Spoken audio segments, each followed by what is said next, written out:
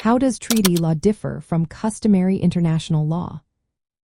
Recent discussions in international law have brought attention to the differences between treaty law and customary international law. Many are curious about how these two sources of law function in our global society. Understanding this topic is essential, especially as international relations continue to evolve. Treaty law consists of formal written agreements between states or international organizations. These agreements are binding for the parties that sign and ratify them. Treaties can cover various subjects, such as trade, human rights, and the laws of armed conflict. A prime example is the Geneva Conventions, which set rules for war conduct and civilian protection.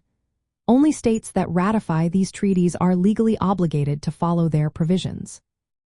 In contrast, customary international law arises from the consistent practices of states. This form of law is not documented in a single text. Instead, it develops over time through the actions of states and their belief that such practices are legally required. Customary international law applies universally, regardless of treaty ratification.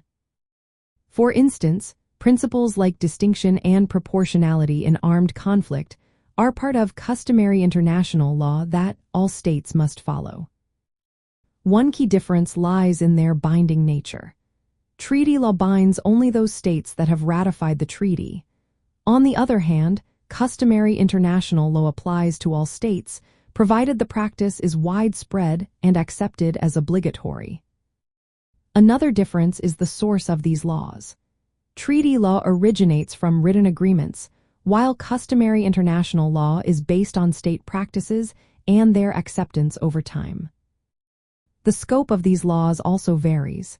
Treaty law can be detailed, addressing specific issues or regions. Customary international law tends to be broader and more general in its application. Both treaty law and customary international law play vital roles in international humanitarian law. They work together to protect civilians and regulate armed conflict conduct. Understanding these differences can help clarify how international legal norms are established and enforced.